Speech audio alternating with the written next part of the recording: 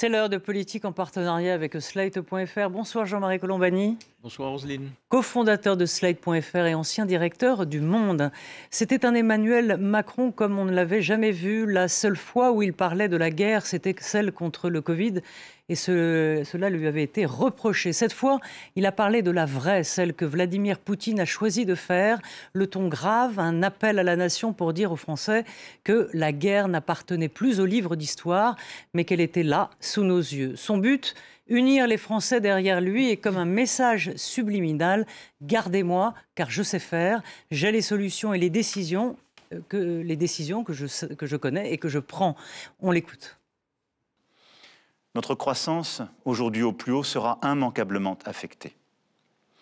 Le renchérissement du prix du pétrole, du gaz, des matières premières a et aura des conséquences sur notre pouvoir d'achat. Demain, le prix du plein d'essence, le montant de la facture de chauffage, le coût de certains produits risquent de s'alourdir encore. Alors face à ces conséquences économiques et sociales, je n'ai et n'aurai qu'une boussole, vous protéger.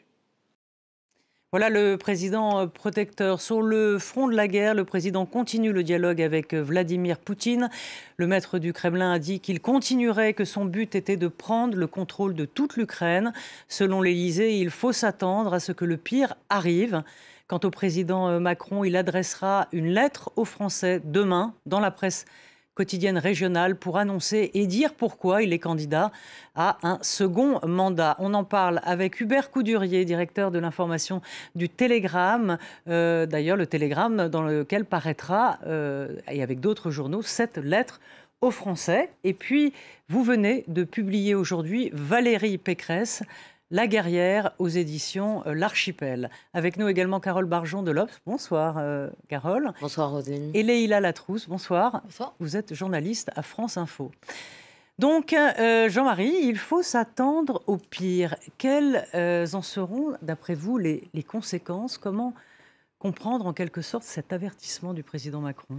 L'avertissement, c'est d'abord de rendre compte de la réalité, comme il l'a fait très bien d'ailleurs dans son adresse aux Français, qui était à la fois le rappel d'une politique de fermeté et maintien d'une tentative de dialogue permanente avec Vladimir Poutine, qui a dit les choses comme il les avait dites auparavant. D'ailleurs, on ne le croyait pas. Et pour négocier. Il les dit.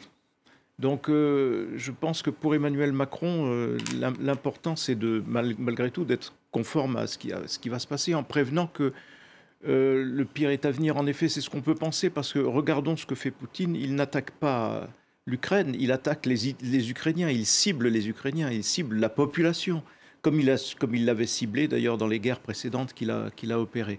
Donc on va avoir l'impact de cela sur nos vies. Oui. Est-ce que le président, oui bien sûr, il dramatise, Hubert Coudurier, mais sans doute pour les bonnes raisons. Il ne dramatise pas pour rien. Je pense qu'il a trouvé un bon équilibre hier soir entre un excès de dramatisation et le fait d'expliquer quand même que nous ne sommes pas en guerre contre les Russes. Parce que, aussi dramatique la situation soit-elle, il a d'abord à protéger le peuple français et garder un canal de négociation avec Vladimir Poutine, ce n'est pas inutile, mais je pense qu'il est tout de même pris dans une situation sur laquelle, finalement, les dirigeants occidentaux ont assez peu de prise et d'influence.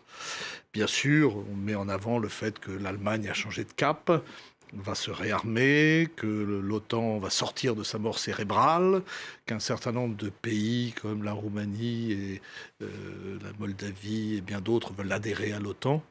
Et tout ça, pour l'instant, ça reste encore des velléités. Par ailleurs, les sanctions risquent de peser autant sur les Russes que sur nous. Et je me demande comment nous allons faire, alors que nous sortons à peine de la crise sanitaire qui a impacté nos économies dans un cycle qui est très difficile pour l'économie française, si on rajoute à nouveau des handicaps à l'économie française. Carole, Emmanuel Macron essaie de maintenir sa posture de médiateur, avec à la fois, il menace, il dit on va mettre à mal l'économie russe, mais la voie diplomatique est toujours là. Et c'est le seul, en quelque sorte, qui a ce lien avec Vladimir Poutine, on peut dire. Pour moi, le discours d'Emmanuel Macron hier était un discours préventif, d'une certaine façon. C'est-à-dire que il le fait avant la chute de Kiev dont on pense qu'elle est probablement imminente, enfin dans les jours, peut-être même les heures qui viennent, et donc avant ou un carnage ou une capitulation, enfin bref, devant les yeux des Européens qui finalement seront impuissants, puisqu'on ne fait pas la guerre à l'Ukraine, comme Macron l'a bien précisé, parce que il y a une phrase dans son discours qui a été interprétée tout de suite par « on ne fait pas la guerre au peuple russe », mais je suis tout à fait désolée, dans son discours, c'est « nous ne faisons pas la guerre à la Russie ». Et le fait qu'on ne s'attaque pas au peuple russe, c'est dans la phrase d'après. Et moi, je pense que cette phrase « nous ne faisons pas la guerre à la Russie », c'est le signe d'une grande prudence à l'égard de Poutine pour éviter une éventuelle escalade, si jamais il était besoin de provoquer pour Poutine pour en arriver là. Mais voilà, c'est quand même très diplomatique et c'est vraiment... voilà, il n'a pas qualifié Poutine de dictateur, par exemple. C'est un discours très prudent quand même, et à double détente, c'est-à-dire à l'égard de Poutine, du peuple russe, et puis ensuite, des Français, on en parlera peut-être tout à l'heure. Laïla Latroux, c'est un en même temps qui, quelque part, marche aussi sur la scène internationale. Son en même temps, finalement, c'est un peu la botte magique. En même temps, on est ferme, et en même temps, on continue de dialoguer. En même temps, ça permet de laisser quand même pas mal de portes ouvertes. Donc du coup, effectivement, ça permet de dégainer un peu la solution que l'on souhaite au moment où on le souhaite. Donc là, tout est sur la table, sauf, de ce que je comprends à ce stade, en tout cas, l'intervention militaire en direct. On n'est pas en guerre contre la Russie, donc a priori, ça exclut l'idée d'impliquer des forces françaises sur le terrain ukrainien. On arrive en soutien, mais pas plus. Mais ça laisse effectivement la porte du dialogue, la porte du dialogue bilatéral, comme ce coup de fil à Vladimir Poutine, multilatéral dans le cadre de l'ONU, de l'Union européenne et d'autres instances comme par exemple l'OSCE, dans laquelle se trouve aussi la Russie. Ça laisse la porte à d'éventuelles nouvelles sanctions, mais effectivement là où le en même temps, entre guillemets, à ses limites, c'est sur les conséquences que la France aura à subir. Pour l'instant, les sanctions vont dans un sens, c'est-à-dire que c'est l'Occident qui impose des sanctions à la Russie. La Russie n'a pas encore répliqué, on n'a pas encore de mesures de rétorsion à l'égard d'entreprises occidentales. Et donc c'est peut-être aussi là-dedans que ce discours préventif qu'évoquait Carole Barjon intervient, c'est pour dire, bon, pour l'instant, on est en train d'intervenir à J7 d'une intervention militaire, mais la guerre, c'est long. Et ça peut durer sur plusieurs mois et il faut se préparer à ce qu'éventuellement ce soit long et que les conséquences durent longtemps sur notre continent. Mais surtout si on a un schéma à la syrienne qui s'installe avec une guérilla qui s'installe dans les villes, ainsi de suite. Mais je pense que sur tous ces points, Emmanuel Macron répondait aussi à son ministre. À Bruno Le Maire. Bruno Le Maire, qui était trop loin. Qui était beaucoup trop loin. Qui a rétropédalé sur la guerre totale. Il faut rappeler que 48 heures avant, les Russes avaient évoqué, Poutine avait évoqué l'arme nucléaire. Et donc, en réponse à l'évocation de l'arme nucléaire, il dit nous ne ferons pas la guerre à la Russie. Ce que disait Biden aussi, on n'enverra pas de troupes en Ukraine, ainsi de suite. Et je vous rappelle aussi que le président de la République avait adressé un message de prudence aux forces françaises, puisqu'il va y avoir des soldats qui vont peut-être Ça veut dire qu'on craint peut-être qu'il y ait des incidents à la frontière de la Roumanie, et ainsi de suite. Et donc, cette incitation à la prudence vient peut-être aussi d'une inquiétude supplémentaire que l'on peut avoir, aussi bien du côté des pays baltes que de la Roumanie. Oui, je suis d'accord, mais pour reprendre ce que dit Jean-Marie, sur le nucléaire, il y a quand même un éminent membre du gouvernement qui n'est autre que le ministre des Affaires étrangères qui a dit l'OTAN est une alliance nucléaire, qu'il avait dit quelques jours avant, donc le nucléaire avait quand même été évoqué dans les discours français. Emmanuel Macron, hier, a fait comme s'il n'avait pas entendu le président Poutine en parler. Par ailleurs, ce message aux armées, c'est très bien que Jean-Marie Colombani donne l'explication, parce que moi j'aurais bien aimé, je trouvais justement que ça manquait dans le discours de Macron hier soir. Pourquoi avait-il envoyé ce message aux armées la veille ? Ça traduit une très grande inquiétude. Ça traduit une très grande inquiétude sur ce qui peut advenir, compte tenu du fait que personne n'a beau parler avec Poutine, il parle des heures et des heures et des heures avec Poutine, mais je veux dire, il ne le comprend pas davantage parce qu'il était persuadé qu'il n'attaquerait pas en dehors des services américains qui disaient voilà ce qui va se passer presque heure par heure. Les Français étaient parmi ceux qui n'y croyaient pas. Donc il y a aussi de la part du président de la République, je pense, un réflexe en effet d'inquiétude et de prudence adressé aux forces armées. On est quand même un peu obligé de se mettre dans la tête de Poutine. parce que aussi personne n'y arrive. Formidable soit le président Zelensky, ça fait quand même des années et des années que les Russes envoient des signaux, et lui en particulier, notamment sur le fait que les Ukrainiens n'ont pas voulu appliquer les accords de Minsk, à juste titre d'ailleurs, puisque les accords de Minsk prévoient notamment l'annexion de la Crimée. Ça a commencé d'ailleurs sous Barack Obama, qui considérait la Russie comme une petite puissance régionale et qui le disait. Donc il y a eu un certain nombre d'humiliations dans un imaginaire russe qui est réinterprété aujourd'hui d'une manière totalement fallacieuse.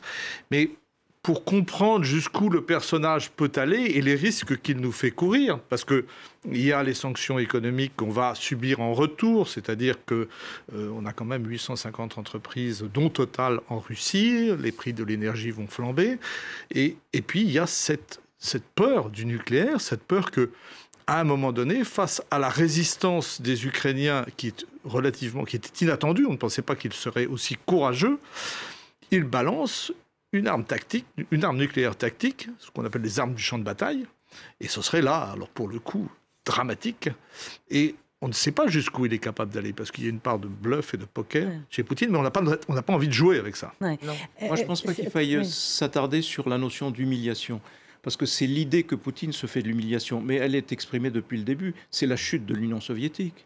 Donc, est-ce qu'on va regretter alors, la chute de l'Union soviétique? Mais lui-même ne le regrette pas. Il dit celui qui ne le regrette pas n'a pas de cœur, mais celui qui veut la reconstruire n'a pas de cerveau. Sauf que lui, c'est la grande Russie qui l'intéresse. Oui. Il a une démarche quand même qui est terrifiante, partout où il y a des russophones, il prétend être légitime à intervenir. Oui. Donc c'est quand même assez effrayant, parce que si on fait le compte des russophones, il y en a dans les pays baltes, il y en a en Roumanie, il y en a, je veux dire, c'est là que ça devient... Et c'est là que, je veux dire, cet homme a perdu toute raison. Et probablement, un certain nombre de Russes sont en train de s'en apercevoir, à la fois dans les armées russes et dans la population russe. Donc on verra ce que ça donne. On revient sur une minute sur l'intervention d'Emmanuel Macron hier soir. Il dit que c'est une nouvelle ère qui s'ouvre, a dit le président, pour l'avenir de l'Europe, son indépendance et sa souveraineté. On l'écoute. Notre Europe, dans cette épreuve, démontre, comme elle l'a fait ces derniers mois, une unité remarquable. Elle doit désormais accepter de payer le prix de la paix, de la liberté, de la démocratie. Elle doit investir davantage pour moins dépendre des autres continents et pouvoir décider pour elle-même, en d'autres termes, devenir une puissance plus indépendante, plus souveraine. Nous ne pouvons plus dépendre des autres, et notamment du gaz russe, pour nous déplacer, nous chauffer, faire fonctionner nos usines. Et là, c'est presque un discours chevènementiste qu'on a entendu hier soir de la part d'Emmanuel Macron. C'est un peu quand même l'Emmanuel Macron de 2017, le très européen. Enfin, l'Europe doit assumer son statut de puissance, doit être une troisième voie entre les États-Unis et ce bloc qui se constitue en Asie autour de la Chine. Donc là-dessus, on retrouve un peu ce qui a fait sa candidature de 2017, à ceci près que la lecture des événements aujourd'hui est calquée, on va dire, sur son programme de 2017, en disant voilà, il faut que sur l'énergie, on soit indépendant. Donc, on a eu raison, nous, Français, de miser sur le nucléaire. Petit tacle aux Allemands qui, eux, en sont sortis et qui se retrouvent aujourd'hui dépendants du gaz russe, puisqu'on parle beaucoup de Nord Stream 2 qui a été suspendu. Enfin, il y a quand même des livraisons de gaz russes en Allemagne. Il y a Nord Stream 1 qui fonctionne, il y a d'autres canaux. Oui. Et soit dit en passant, la France aussi importe du gaz russe. Enfin, aujourd'hui, il n'y a pas d'embargo sur les produits énergétiques. Mais enfin, mettons ça de côté. Sur l'alimentaire, pareil, c'est tout le discours sur comment est-ce qu'on renouvelle la PAC, la politique agricole commune, qu'il remet en disant il faut aussi qu'en termes de souveraineté alimentaire, on soit capable d'assurer notre subsistance, parce que c'est un argument de souveraineté. L'élément nouveau, c'est peut-être ça en réalité, c'est que Europe puissance est devenue souveraineté européenne. C'est-à-dire que le terme qui en 2017... C'est dans le discours de la Sorbonne, souveraineté européenne. Certes, mais qui était encore à l'époque, je parle de la campagne de 2017, pas d'Emmanuel Macron après, qui dans la campagne était teinté un peu d'un côté extrémiste. C'était le bloc, souvenez-vous, c'était le grand propos de Marine Le Pen, de dire il y a le bloc mondialiste, les gens qui sont ouverts au reste du monde, Emmanuel Macron et les libéraux, et puis le bloc souverain, national, structuré autour... Les mondialistes et les nationalistes. C'était en tout cas le clivage qu'elle essayait de mettre. On voit qu'Emmanuel Macron aussi, dans les mots qui reviennent beaucoup, il a protégé. Son quinquennat, il devait s'articuler sur deux pieds. libérer, protéger. Oui. On voit que le protéger a beaucoup plus pris le pas et qu'aujourd'hui, de toute façon, dans un contexte de campagne électorale, il comprend que libérer, c'est pas forcément, ou en tout cas, au-delà du champ démocratique, c'est pas forcément l'élément qu'il faut mettre en avant pour réussir aussi à se maintenir à l'Élysée et à construire cette Europe puissance. Hubert. Je me souviens d'un ambassadeur qui nous avait confié, avant ces événements dramatiques, je dirais à Emmanuel Macron, qu'il, surtout pour sa présidence européenne, qu'il ne s'attarde pas sur le sujet de la défense européenne. Ça fait des décennies, et c'est pas n'importe quel ambassadeur, ça fait des décennies... Dites-nous qui est. Clairvoyant, en tout cas. Ça fait des décennies on est enlisé là-dedans. Il y a eu les accords de Lancaster avec les Britanniques, puis les Britanniques maintenant sont sortis de l'Europe, donc finalement on ne peut plus s'appuyer sur eux. Et ben non, finalement, Emmanuel Macron aura eu les travaux pratiques qui auront donné à sa présidence européenne tout son sens, parce qu'on se disait quand même qu'il se mettait en scène, mais qu'il n'en sortirait pas grand-chose. Maintenant, on va voir comment ça se passe. Et surtout, ça bouge du côté des Allemands. Alors, est-ce que les Allemands vont effectivement investir 100 milliards dans la défense européenne ?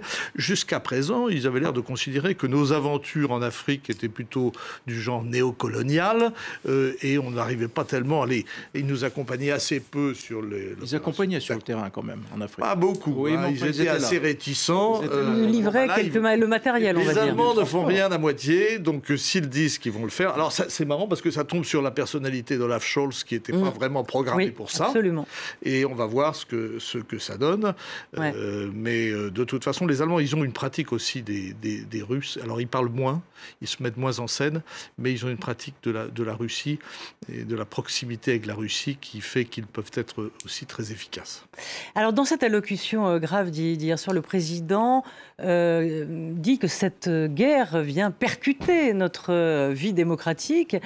Mais il rassure, la campagne électorale sera assurée que le débat démocratique aura lieu, il se tiendra. Je sais pourquoi, je sais pouvoir compter sur vous, a-t-il conclu. Carole, est-ce que c'est une façon de dire aux Français « je suis le seul capable, je suis un capitaine qui tient la barre, je ne suis pas le capitaine du pédalo » ? Absolument. Évidemment, parce qu'il dit qu'il y aura un débat démocratique qui ne nous empêchera pas de nous réunir sur l'essentiel. Ça veut dire quand même tous derrière moi. Il a quand même annulé son meeting à Marseille. Ça veut dire tous derrière moi.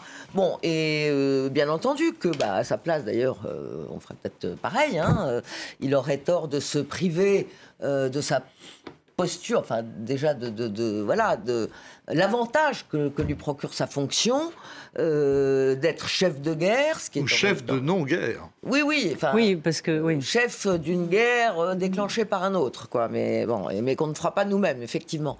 Malgré tout, il endosse quand même les habits, en tout cas, de chef de la diplomatie européenne. Il va y réunir à la mi-mars tous les chefs d'État et de gouvernement européens. Et donc là, ce sera en pleine campagne, là pour le coup électoral, qui va se déclarer demain dans la PQR. Il y aura des débats à la télévision, justement à ce moment-là, notamment un débat entre Valérie Pécresse et Éric Zemmour. Donc tout ça va se percuter royalement. Surtout si la situation en Ukraine, ne s'arrange pas. Elle va s'aggraver.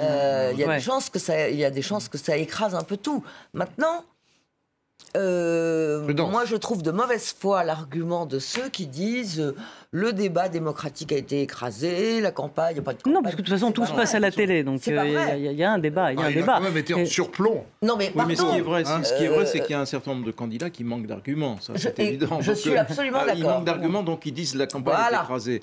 Mais en même temps, je pense qu'il faut regarder ça. Il y a un atout essentiel pour Emmanuel Macron, mais qui n'est pas donné, qui n'est pas évident.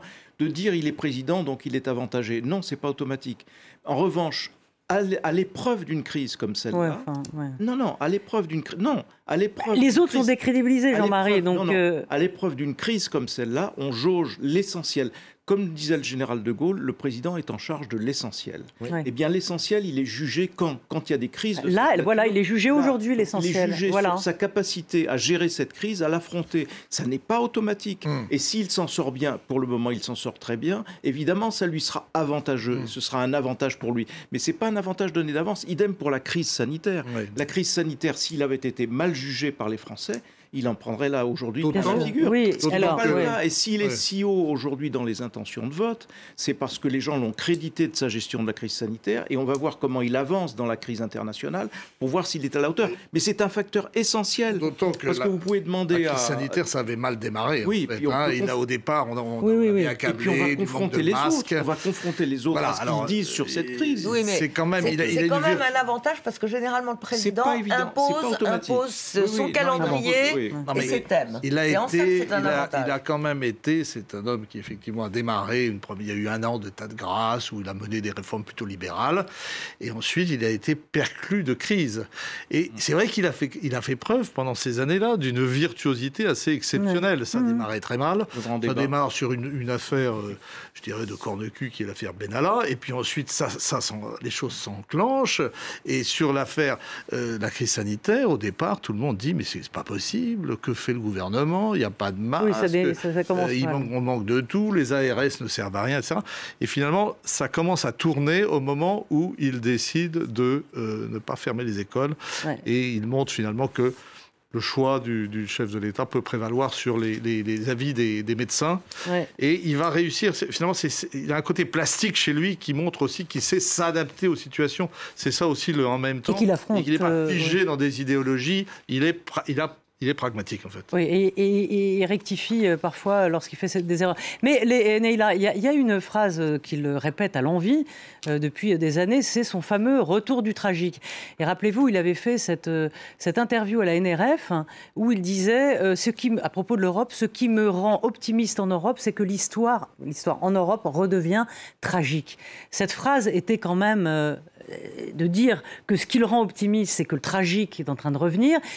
Comment on pouvait l'entendre? Est-ce que ça pouvait être une forme de prescience, de dire le tragique est là et moi je vais gérer le tragique et je serai capable de gérer ce tragique? C'est quand même, ça interpelle. On peut comprendre cette phrase en se disant aussi que c'est un président qui s'est souvent présenté comme un président philosophe, élève de Ricoeur, oui. etc. Donc il y a chez lui aussi cette conviction que le tragique, c'est ce qui sert à dépasser, autre terme qu'il aime bien, les passions tristes.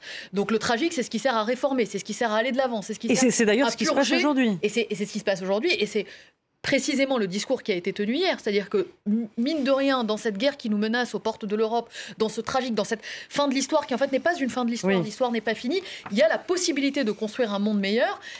Initialement, sa campagne devait s'initier autour de l'idée de l'optimisme, de dire on sort d'une crise sanitaire, voilà ce que nous avons appris ensemble, voilà ce que nous avons retenu ensemble, voilà ce que nous pouvons faire ensemble encore sur les 5 prochaines années. Bon, ce ne sera pas uniquement basé sur le sanitaire, manifestement, mais aussi sur voilà, ce nouvel ordre mondial qui finalement vient nous prouver que peut-être les valeurs qui ont été défendues par l'Europe jusqu'ici, eh bien, elles sont bien sympas, mais il faut qu'elles s'incarnent aujourd'hui institutionnellement, d'une autre façon. On parlait de l'Europe de la défense, on parle d'une nouvelle réforme de la politique agricole commune, on parle peut-être d'une diplomatie commune qui s'incarnerait un peu plus au quotidien.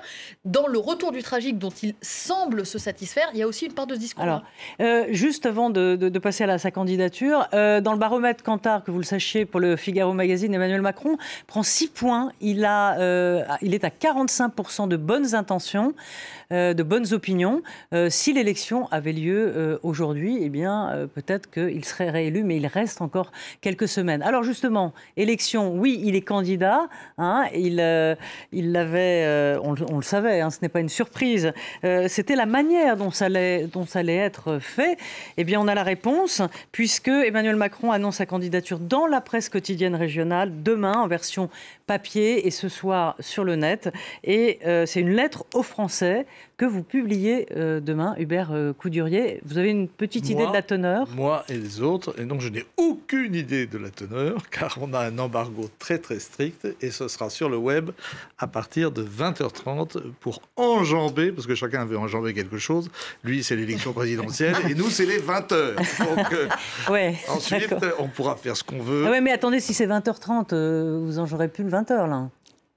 Si, parce qu'à 20h30, il y a ensuite les 22h, et puis, puis le lendemain, ce sera dans la presse écrite, dans les journaux. Et juste comment ça s'est passé? L'Élysée vous a contacté? En fait, vous êtes tous mis d'accord? Comment ça se passe? Ça fait un mois qu'on discute, et ça fait un mois qu'on essaie de...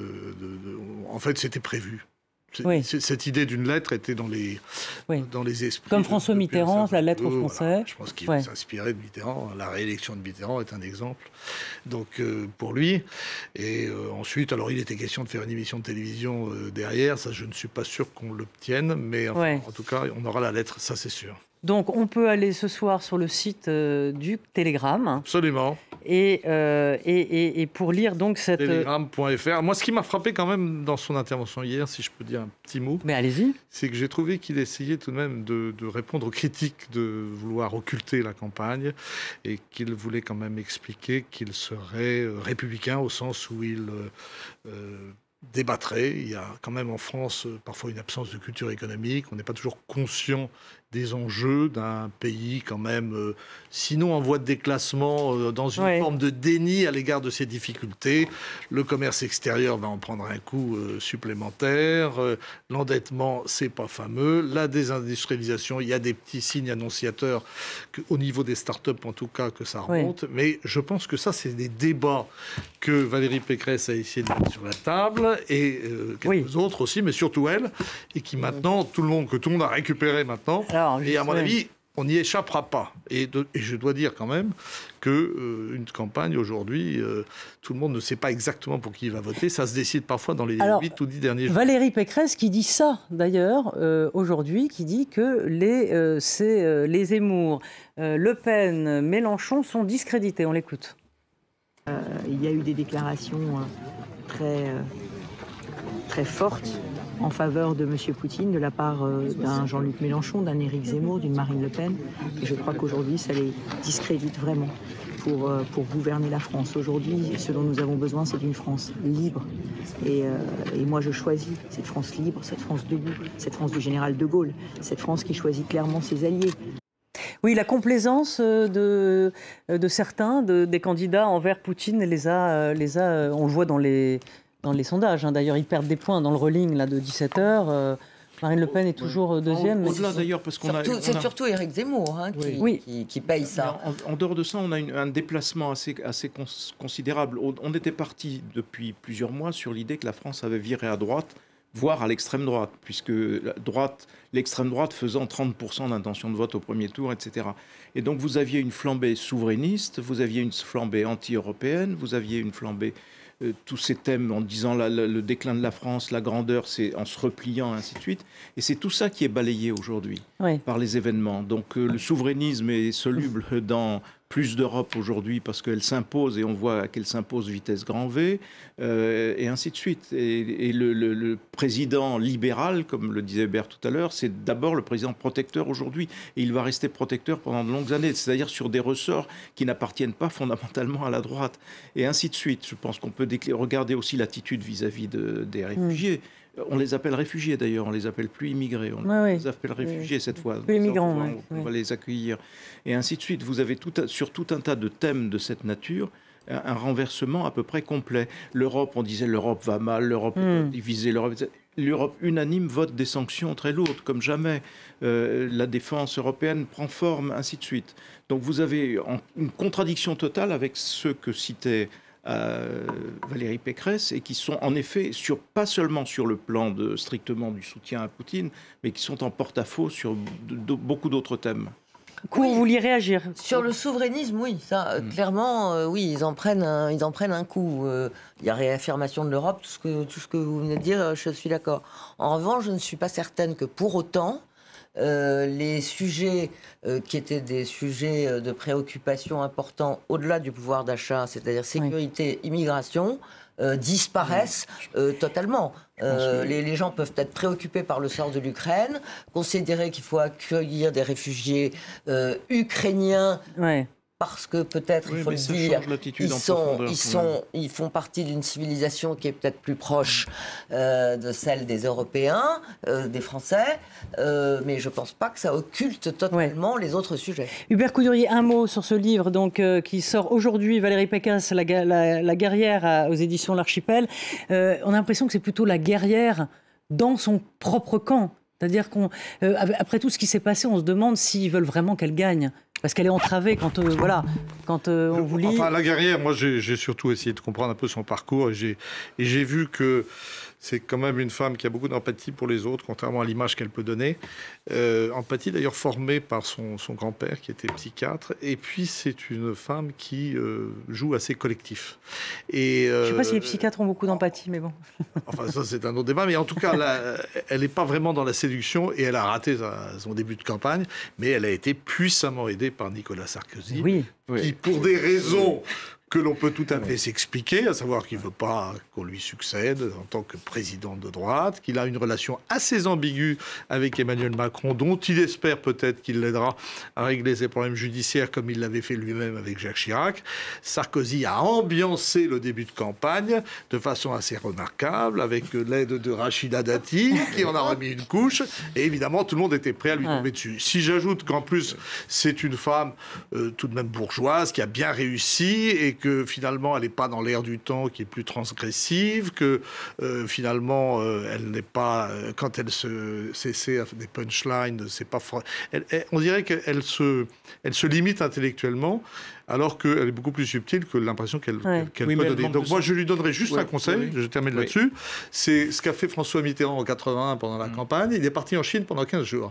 Et là, je dirais que tout le monde a commencé à s'intéresser à lui, parce qu'elle a réussi cette prouesse, finalement, à se mettre en position de président sortant, alors qu'elle n'est que challenger, et qu'on peut la juger sur ce qu'elle a fait par le passé, et pour l'essentiel, au ministère de la Recherche, où elle a quand même fait une réforme importante. Elle était d'ailleurs soutenue par le Observateur, et puis à la région Île-de-France où elle a fait plutôt du bon boulot. Non, mais elle s'est mise dans une position aujourd'hui où tout le monde lui est tombé dessus, peut-être parce qu'on a dit un peu vite que c'est elle qui risquait de devenir présidente, et là, maintenant, certains l'ont vu peut-être un peu trop vite présidente, mais juste un mot, Hubert, parce qu'il me semble aussi qu'elle manque de sens politique. Parce que, par exemple, sur la question de l'identité mise en avant par Éric Zemmour, pourquoi glisser vers le ciotisme? Pourquoi s'est-elle ciotisée, c'est-à-dire alignée sur les positions de Zemmour, alors qu'il lui suffisait de dire mais nous, à droite, nous avons une autre idée de l'identité que la vôtre. Nous sommes différents, voilà ce que nous sommes. Au lieu de quoi, non, elle s'est alignée sur les discours dominants d'Éric Zemmour. Alors, elle a fait une erreur tactique. Assuré. Et les gens, les spécialistes des sondages, disent en fait que il n'y a rien à rater à l'extrême droite aujourd'hui, parce que l'extrême droite est trop consolidée et qu'elle n'a à prendre que du côté de Macron. Et donc le problème aujourd'hui, c'est de savoir si les Français veulent à nouveau de Macron ou pas.